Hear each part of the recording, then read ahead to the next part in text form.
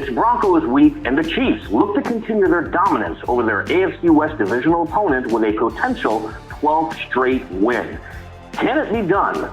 I'm Herbie Teope with the Kansas City Star. Listen in as columnists Sam Mellinger and Vahe Gregorian and beat reporter Sam McDowell join me as we discuss that subject and more in this week's edition of SportsBeat Live. Good morning and welcome to Week 13 SportsBeat Live. As the Chiefs, fresh off a bye, prepared to take on the Denver Broncos. Guys, that music seems to always get me pumped up when we do this every Friday. Joining me are my esteemed colleagues, Vahe Gregorian. I'm glad you got the esteemed one out of the way. Sam Mellinger is back after missing last week. Good day, Herbs. And, of course, the incomparable Sam McDowell. Guys, let's start off with some news here because obviously the Chiefs coming off of a bye and now they're in game preparation mode, but there were some news items this week. Lucas Niang missed Thursday's practice with a rib injury. Rashad Fenton missed 2 straight days of practice, but the Chiefs welcome back a player from the physically unable to perform list. Kyle Long is now back in the mix. McD, how does Kyle Long fit into this offensive line here? Well, I think it's a depth piece. I mean, Herbie, don't you think? I think that's what we heard Andy Reid say yesterday. It's funny. They brought him in, I think, anticipating that he could be a starting guard for them. And Trey Smith has completely wiped that possibility off. So I think he's a depth piece. I wondered if maybe if Niang was still out and Rimmers was still out and going to be out for a while, would they try him at right tackle? Because he has played tackle in his past. But for now, I think he slots in as a depth piece that, frankly, they lost whenever they traded LDT to New York. Does all the missed time factor into this as well? Because, when you think about it, he hasn't practiced or he hasn't been on the practice field since late spring, early summer time frame when he suffered that lower leg injury. Yeah, and a guy that missed all last year, too. So a guy who has not played NFL football in a really long time. I think if Kyle Long gets on the field this year, that something has gone wrong injury-wise with the Chiefs' offensive line. And Vahe and Melly, you guys written a lot about the offensive line during the offseason and some of the changes that needed to be made. What are your thoughts on Kyle Long and how he potentially fits in here? Well, I just say the same thing, reiterate what Sam said based on that track record. It's funny, am I remembering this right, guys? Was Andy's final word about Kyle Long the other day, just sort of his generic about how Andy Heck always just moves guys around anywhere on the line, never know where somebody might show up. I sort of took that to mean, he's an auxiliary piece that they, break glass upon emergency probably is about where it is. He's sort of the contingency or like the way that they can avoid what happened to them last year of just having, because that first 5 was, I think, pretty good last year. And then, Mitch Schwartz got hurt, week 5, week 6, something kind of early, and they could still get through. But then another injury, and the whole thing just falls through. They needed somebody like Kyle Long that can kind of slot across the line. So I agree with everything that McDowell said about just it's depth, and it's just sort of a plan B to make sure you're not royally screwed if too many guys get hurt. He provides pretty good veteran leadership, 3-time Pro Bowler. As McDowell mentioned earlier, he can play guard and tackle, so you've got that flexibility there. So as Andy Reid always loves to say, we'll see, but for all intents and purposes, if Lucas Niang doesn't practice Friday, we can probably expect to see Andrew Wiley once again starting at right tackle. The other big news item came out from Thursday's press conference with Dave Tobe. Mecole Hardman now out as the punt returner. Mike Hughes, their cornerback, is in. Here's what Dave Tobe said about the switch. We're trying to get a spark. We're not giving up on Mecole by any means. He's, obviously probably the most dynamic guy we have, but just a little bit, maybe just sit back and watch a little bit. Mike does a great job. He's a good catcher and makes good decisions. And, we just want to get that part of our game going. So, you try different things like that. Question for the panel, because Mecole Hardman sometimes with the Chiefs fans can be a hot topic. What does this say about Hardman and his role going forward now that here we are in week 13, he's no longer their primary punt returner? Well, first of all, he's not their most dynamic option. They still have Tyreek Hill on the roster, right? Hardman is slowly losing job by job. Last year he lost his kick returner job. A few weeks ago, he's losing snaps to Josh Gordon, who is not Josh Gordon, who's not producing, and he's still losing snaps to Josh Gordon. Now he's lost his punt returner job. I think, we're not saying you can't trust McCole Hardman. I think the Chiefs are saying they're not trusting McCole Hardman. So, he was brought in here to have a much bigger role than what he's having now. So I think certainly a disappointing season for McCole Hardman. Just along those lines, you can see having patience with the guy who, has a drop or two, patience with the guy who ends up clearly in the wrong place at the wrong time a handful of times. But that's not what we've been seeing. We've been seeing those patterns in his game all along. And, Patrick Mahomes is very fond of making sure he says how much he trusts everybody. But I think you can see that's a real struggle for him. And for this offense to work, I mean, it has to be fine-tuned on the elements of the game McCole Hardman's supposed to bring. So I guess there could be a school of thought that they're pulling him off of that to try to get him to focus more on just the offensive part of the game. But I don't know that that's the case. I think Sam's idea that losing job by job, or at least peeling back on job by job, is probably more accurate. Yeah, I think for me, the thing that I think about with McCole more than really anybody that's coming to mind, at least, is just the missed opportunities. I mean, he's given chance after chance, opportunity. Can you imagine being drafted into this offense when you run a 4-2 or whatever it is? And I mean, it could not have been in a better situation and just not taking advantage of any of it.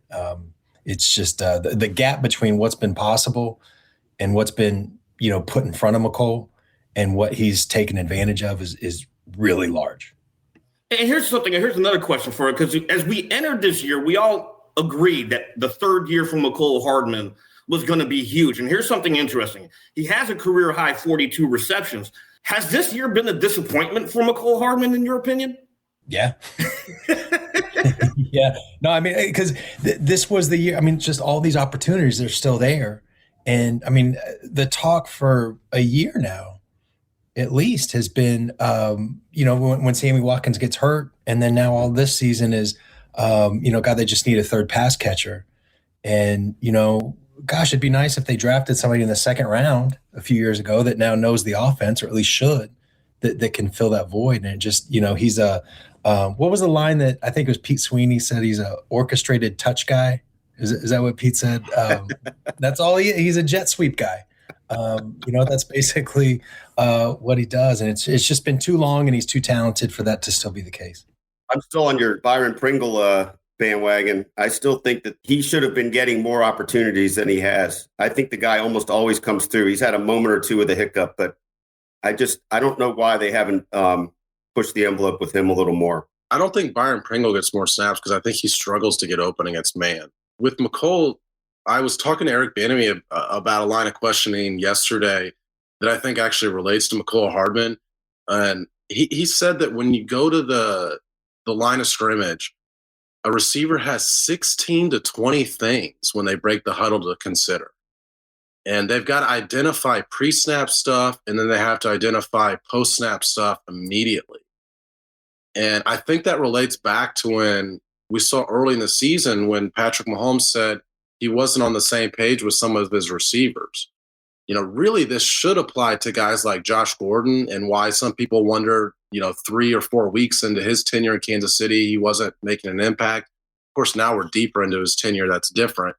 But for some reason, that's still applying to McCole Hardman. And Vahe, you alluded to Patrick Mahomes feels like he can't trust him. I think he can't trust him to be in the right spot. That's the main thing. Yeah. And so I think this is, it's a lot of information processing that this offense requires. And I just don't think he's ever had the natural feel for it. I'm not saying he doesn't have the ability to think through that stuff, But some of that stuff at some point needs to become second nature, and I'm just not sure he's ever gotten to that point. That's really well said. Yeah, that's really well said. And hopefully we'll find out shortly if Mike Hughes is the answer at punt returner and Mecole Hardman now has the opportunity to focus more on offense, how he proceeds here for the rest of the year. Let's talk about one last news item. Melly wrote a phenomenal column on one of Kansas City's most beloved Chiefs players over the last decade, and we're talking about former All-Pro safety Eric Berry. Melly, how did this column come about? And is Eric Berry sincere when he says, hey, at one point I do want to return to football? I wish I had like this great journalism story that I could tell you about, getting a hold of him. But I know that a lot of us have been trying to get a hold of him for 3 years and have tried different people and have tried different forms of communication and all this stuff. And it's been a ghost town. And I'm included in that. Sam, Vahe, Herbie, I think you probably did. I mean, it's a brick wall. And then a couple weeks ago, I didn't do anything. A couple weeks ago, Emily, his assistant, who's awesome, just called or emailed and said, maybe she called, I don't know. And she just said, look, he wants to talk. Would you like to talk to him? And I was like, yeah, that sounds good. I would enjoy that, And you guys remember when he was playing, it was 10-word answers at the most. So I didn't know what we get. I didn't know if he'd just want to talk about his cars because that's the impetus. He never said this, but I think the idea is that if he talks and there's a tension, that it'll drive up interest in the auction and maybe the prices will go up on his cars. I think that's what was going on. I didn't ask that question. And I didn't know if that's all he'd want to talk about, but he was great. And he was really chatty. I was going through the tape. It was like 50 some minutes that we were talking. And at the 20-minute mark, I was like, okay, well, this might be the last question I ask you. And then we talked for another like half hour, and I found him to be, and you guys knew him when he played as well. Like he's a really smart guy. Not just football smart, although that's accurate, but just like book smart too. I mean, just a really intelligent human being. I think that came through. I think we also remembered him as sort of somebody who's comfortable with who he is and is okay being a little bit different. And I found that to be the case. He's a really specific person. I wrote this in the column, but I mean, there's nobody like him. And I don't just mean like cancer, gaining weight during chemo, which is just freaking insane. And then returning from cancer to be an all-pro. I mean, that is insane. But I just mean, here's a guy that, literally shopped at Dollar General when he was on making almost $100 million in his career, and he's still shopping at Dollar General. But then he literally doesn't know how many cars he owns. And they're nice cars too, and he's super private, but he's also taking advice from complete strangers that he meets on the street. I mean, he's a really fascinating, interesting guy. And I also think that it's worth noting that, the story comes out, and look, like, I tried to write it as well as I could, but that story worked because of Eric. That was not me. This was, I'll take credit when I need it, when I earned it, but that was all Eric. And I think that it's worth noting that multiple people that played with Eric responded to that story and said, best leader I've ever played with. I mean, the feelings go deep, and these are people that have been ghosted by him, who've probably sent texts that aren't getting returned and all that. So he is absolutely different. You asked Herbie about playing again, and I don't know. I don't know. I actually wasn't going to bring up football until we got into the conversation a little bit, and he started off with football. And he said that he's, physically in good shape. And he feels like he's physically ready to play, but it's a matter of, sort of getting all the other stuff together. And I get the feeling that once he got away from football, that some stuff kind of rocked him mentally, of just like, he kind of sat back and was like, holy crap. Like, I don't think he really truly understood everything that he was doing when he was doing it. And it took being away from football and then processing all the stuff, all the impact that he had on people and going through what he went through and doing that all. And I think he just needs some time to process. And if he gets to that point and wants to play, he said a few teams have reached out to him about playing. Obviously, they need to see that he was in shape. You know, they're not just going to take his word for it. He's 33 years old in a couple weeks, hasn't played football in 3 years. So there would be some questions there. But I think that, you know, Eric Berry, all NFL athletes are freaks. They just are. Harrison Butker is the most in shape athletic person that anybody is liable to meet in a week. And he's the kicker. But even at that standard, I think Eric Berry is different and he's an exception. I think if you trust anybody, you know, to play again after something like that, if they're into it, Eric Berry would be a good person. Because, I mean, think about this. Like, he hasn't played in 3 years. And if he played next year and was really, really good, that would not be the most impressive comeback of his career. Hey, it's Blair. We have a special subscription offer for SportsBeat KC listeners, unlimited digital access to the Kansas City Star's award-winning sports coverage. Sign up now for 1 year of Sports Pass for access to all the sports news, features, and columns presented on the kansascity.com site, and it's only $30. That's a 40% savings off our regular rate. Your subscription will automatically renew after the initial term at $50 unless you tell us to cancel. Your subscription helps support the sports coverage of kansascity.com and the Kansas City Star, and that support has never been more important. Please visit kansascity.com/SportsBeatKC offer to get this special offer. And as always, thanks for listening. Vahe and Melly, you obviously were here, when Eric Berry was in his prime. What were your thoughts when you read Melly's column? Well, a few things. You know, I've got one little thing to say, and then sort of a question to flip back on you guys. You know, I'm so struck by the, I'm here and maybe I'm there bit where he wouldn't quite even say where he is, and that's been kind of the pattern since he retired. We've had a hard time even figuring out where he is most of the time in a lot of ways. And I went, after his recovery from cancer, they played the next year in Atlanta, and Dave Hewlett and I went over to his family's house, and his parents were unbelievably open about talking about that recovery. And I bring that up just because I guess I came to have a little bit of a miraculous sense about him from some of the stuff Sam just mentioned too.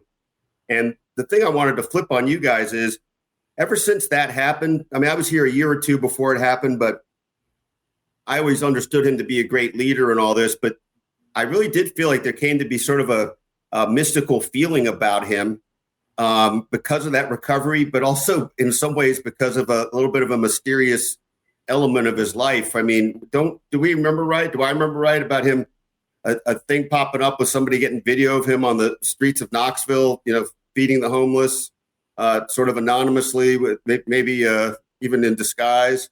I mean, so I wondered, for you guys that had known him before then, did all of that aspect of his persona really kick in after his illness, or was he always a little bit of just somebody way different? I think he was different from day one. Just even something as small as,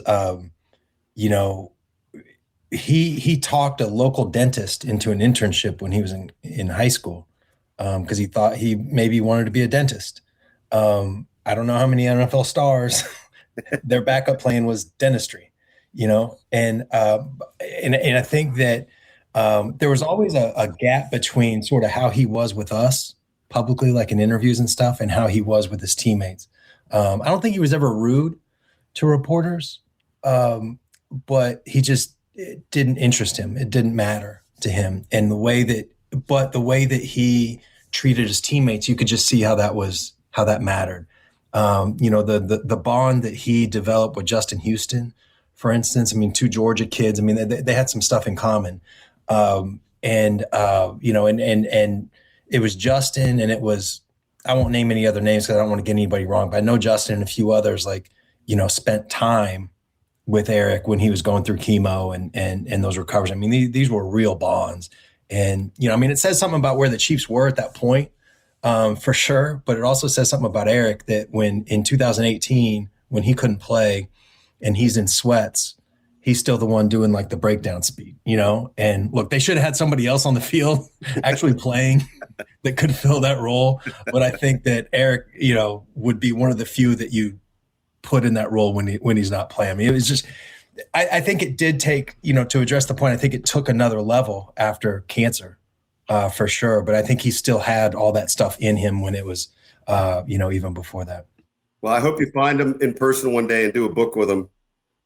Well, just to underscore just how unusual and surprising it was for me to read all that he shared with Sam, Vahe and I tried pretty hard to get a hold of Eric Berry in 2019. And it got to the point to where I think it had been a couple of months, and we had talked to players who had tried to reach out to Eric and had no idea what was going on. It was, hey, if you find out where he is, let me know. We were looking up football camps that he could potentially be doing and thinking about going there, and couldn't find dates on annual camps that he had previously been doing. And it got to the point where I told Vahe, I go, well, now the story is us trying to track this guy down. At what point do we write how difficult it is to even find out where this guy is? Even when I had heard that Sam was talking to Eric Berry, I was still so skeptical about what Eric Berry was going to share. Because if his best friends and former teammates couldn't even get a hold of the guy, then I was really just surprised at just the extent of what he was willing to go into in that story. And I was definitely encourage anybody listening to go read that for that reason. Yeah, and you can absolutely find Melly's phenomenal column at kansascity.com. So if you have not read it, strongly encourage everyone who is watching and listening to this to definitely check out that story on Eric Berry. We spent some time here thinking of the past. We're going to stick with the past as we shift focus to the Denver Broncos here. The Chiefs enter the Week 13 at 7-4 atop the AFC West. They can actually pick up some ground with a win against the Broncos, a team the Chiefs have defeated 11 straight times. I think we'll all agree offensively the Chiefs still have their issues, but one area they certainly excel in is third down percentage. They rank first in the league at 51.5%. Patrick Mahomes said before the bye that he wanted to work on that area, and McD is taking a dive into this with his Sunday story. McD, what stands out to you about Mahomes' comments and how the Chiefs can improve in that area? Well, a couple things. I mean, one is just the nature of the third downs and what defenses are doing to them. But I think the bigger picture is you've got the quarterback of the best team in the NFL on third down saying that he needs to get better on third downs. And I think that speaks to the nature of who Patrick Mahomes is. He's gotten to this point, and when you talk to people around him, this is how he spends his off seasons, because every offseason that he's entered, basically since 2019, he's been considered the best in football. And I think he's gotten to the point where he's not competing to be the best anymore. He's competing to always be better. So the competition has sort of turned from against the rest of the league to against himself almost. And so I think this is just a perfect picture of that mentality of Patrick Mahomes to say, because when he said it after the Cowboys game, somebody just asked him what he was going to improve on in the bye week. That was the first thing he said was third downs. And he didn't say, oh, by the way, we're first in the NFL on third downs, but I just think we could be better. He just said, we need to get better on third downs. And so to me, it was really surprising to go back and look, because I thought, okay, I'll write about that third down thing. But then I was like, well, wait a minute, they're first in the NFL. And not only that, they are at the best clip that any team has been at since 2011. So the best third down team in like 11 seasons. And Patrick Mahomes says they need to be better on third downs. Having said that, they are seen as very specific type of defense on third down. It's called this, robber or thief. Patrick Mahomes called it a man-thief defense. It's more commonly known as robber. There's several different mixtures of it, but the idea is to, the Chiefs are seeing a lot of cover two, to bring one of those safeties down after the snap and have them cut off one of your key routes. And a lot of times that's a slant route to Travis Kelce. It's a quick out route. And it's just a disguised defense that forces your quarterback into making a wrong throw. So it gets back to that topic I talked about earlier with what Eric Bieniemy said about a lot to think about before the snap. That applies to wide receivers, certainly applies to Patrick Mahomes as well. So I can understand why he wanted to study that, because I think there are some indicators that teams give away when they're going to play that defense. And so obviously they have, two teams that they're still playing, or the one team this week that they're still playing twice. So I do think that study can do him some good, though. Sam, if I can just chime in with one real quick thought to add to what you said about Patrick's way of looking at himself, competing against himself. Yeah, do so, because I haven't filed it yet. So if you've got any good stuff to add, that'd be Yeah, it's really a side point, but you can feel free to use my wisdom. Just if you're emphasizing that point, it makes me think about just what he said the other day about the interceptions. It would be easy for a quarterback, I think, to sort of dismiss the idea that, well, these interceptions went off of one of my guys. It's I don't count that. And he very specifically pointed to the Travis Kelce interception, or the one that went off Travis Kelce. I guess that was against the Cowboys. And he knew very exactly where he had thrown it that he shouldn't have, that would have probably led to a big gain. Now, sometimes he takes ownership of other people's mistakes, but I think he was pretty clear on that point. And anyway, you made me think of it by what you said. He's always looking to get better, and not just any part of the game say like, well, I did my job. That's not how he rolls, as Andy would say. No, that's definitely part of it. I also think that, to that point, he's got 6 interceptions, that stat this year, that he could sort of chalk up to, those are just bad luck. I wonder if other quarterbacks, what the other 31 media cities are asking their quarterbacks, I can't imagine many are so willing to talk about their interceptions as the guy that we have. He dissects them. He's as interesting at that than I think he is at anything. His own mistakes, and he'll go through what he saw, what he should have done differently. And like I said, and you alluded to, Vahe, I mean, there's 6 of them that are very clearly not his fault, and he's still willing to dissect his nature and piece of ownership in those. And Melly always mentions in previous shows, or even when he's in discussions with us, Mahomes is always self-aware of a lot of things that are being said about him, and even himself. How surprising is this to you, Melly, that he is looking at all these interceptions and wants to improve on the number one third down team? Yeah, not at all. Right. This is that's what he does. It's easier to do this. I'm not trying to diminish any of this, but it is easier to talk about the negatives when you're a badass quarterback who's widely considered kind of, if not the best, then certainly one of the 2 or 3 best in the league. I don't know if Mitch Trubisky last year when he was with the Bears, I don't know how expansive he wanted to get on his mistakes. He's probably talking about the screen pass where you hit the running back right between the numbers or whatever, right? But I do think that, even before he was good, or even before he played, I should say, that's what it was about with him. Remember that training camp? This is one of my favorite stories. There were stories about Patrick Mahomes throws 3 interceptions today at training camp, and wow, is he a bust or whatever? And it was that he's not afraid of failure. I guess is a thing about him that sets him apart. He almost welcomes the mistakes, because if he's just throwing touchdowns, he's not learning and he's not getting better. And if he throws the mistakes, and okay, then I can't do that. The one that I think is really interesting, and it's probably half and half. It's probably half covering for somebody else, and it's probably half being honest about what he could do different, is the one on Kelce. And that was in the last game, right? The interception, and he did throw it a little bit behind Kelce. He had to kind of turn around a little bit to get the ball, but that's a catch that even an average, a mediocre receiver is going to think that they should make, let alone a guy that's going to be in the Hall of Fame. So I do think that it matters, though, that instead of, come on, man, you got to make that catch, which he should. Travis Kelce needs to make that catch. Patrick is thinking about, gosh, if I just would have thrown it one step ahead, not only does he catch it, but he gets some yards after the catch.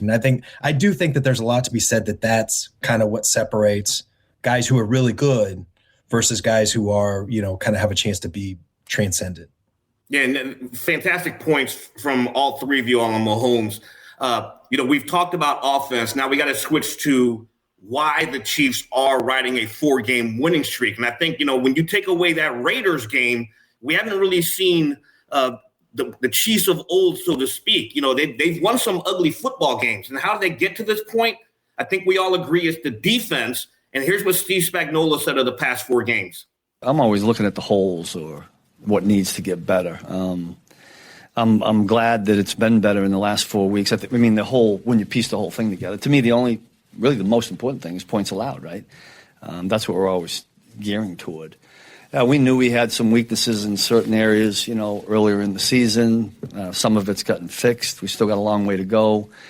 The one thing I say to the guys, okay, so everything's been good so far, but that doesn't do anything for us going into this game. We just got to get our nose to the grindstone and get working again. Points allowed. They've only allowed less than 17 points in 4 straight games, and they even held the vaunted Cowboys offense to 9 points. How is all this translating to the Denver Broncos, Mac? Well, the Broncos don't exactly instill a lot of confidence into the team that's going to break this streak.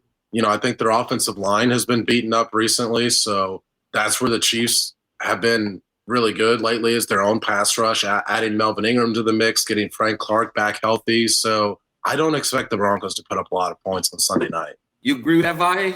Yeah, that's what I feel. I think it's interesting. Spagnuolo alluded to it, and we're all kind of probably conscious of it one way or another.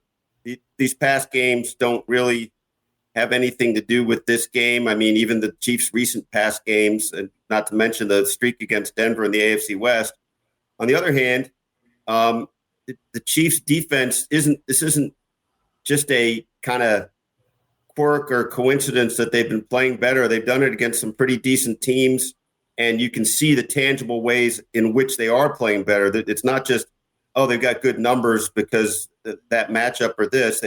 The trajectory is, I think, really upward. Doesn't mean they can't take a step back. And, we certainly learned early in the season how much just a couple interceptions change the game, or just a couple turnovers. And, if Denver gets great field position or a big play, but I think the Chiefs defense, I'm crossing my fingers as I say this because I don't want it to come back to haunt me, but I think it's pretty real by now. And I think it'll be an asset in this game. And I figure the Chiefs will win. And Melly, you called the Broncos a quote, ideal opponent, end quote, for them coming off of a bye. Why do you think that? Yeah, I do. I think they're going to win the game. And maybe this is just, I don't know, like you guys have alluded to, maybe that's something that'll come back and bite me. But I don't think the Broncos are going to beat the Chiefs. I don't think they can score enough. But what I'm talking about specifically is the offense is in a real funk.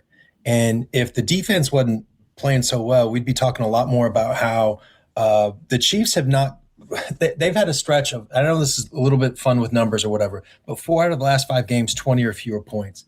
And that hasn't happened to them since 2014. And that was the year that no receiver caught a touchdown pass, and they didn't make the playoffs. So, I mean, this is a real thing that we haven't seen from them. And I think that the Broncos – again, I'm not worried about them scoring enough points to win, but that defense is real. They're 3rd in the league points against. They're 3rd in the league passer rating against. They pressure the quarterback. They do a lot of things that good teams do. They do a lot. That defense could play if the offense was better. That defense is something that you would see in the playoffs and maybe even in the division round or so. And so I think that is a real opportunity for the Chiefs team after a bye to kind of come in here and prove or show to themselves, not to us, but to themselves, that they've got some of this stuff fixed, that what they've been talking about for a month, for longer, is actually fixed against a real opponent. And the bye week gives them a chance to sort of regroup and self-scout and all those things. And I just think this is a real, honest to goodness, true test of where that group is. And that's a fantastic point, because when you think of the Broncos starting Sunday, it's a stretch of 3 straight divisional games, and the Chiefs' mastery of the AFC West, how they continue that will go a long way against kicking off with the Broncos. And that's a perfect segue to Vahe's column this Sunday. Look, Andy Reid and the Chiefs have ruled the AFC West with 5 straight division crowns. Vahe, what has gone into the mastery of the Chiefs in this division? There's a lot to it, and yet it's also kind of, hard to discern in a way. But I think you could just start with the fact that, Andy Reid's a really good coach. I mean, he's the 5th winningest coach in NFL history at this stage, and he wins most of his games. And it appears that the better he knows the other team, the better chance they have to beat them. I mean, that's a little bit of a pattern for a long time in the NFC East, and now it's a pattern in the AFC West. But you can point to a lot of different things. These other three teams have all really been in various states of flux. And I mean, you think about it, two of them even moved in this time, right? They've had multiple coaches. They don't have their footing fully. And the Chiefs are part of the reason they don't have their footing. All those records mediocre records those teams have had most of these last few years would look a lot different with a couple wins over the Chiefs. So I wanted to poke around behind the scenes a little and try to figure out if there's something that really speaks to it. The closest I could get was that the Chiefs spend a day in OTAs on each team. I have no idea if that's prevalent. I know it wasn't happening before Andy Reid here, but I don't know if that's just something every team does and if it really matters strategically or psychologically. But I do believe that the Chiefs actually know they've won 11 games in a row against the Broncos, unlike the way Andy put it the other day, and that somehow that is driven home. The urgency of that is driven home. And one last thing, we keep thinking about.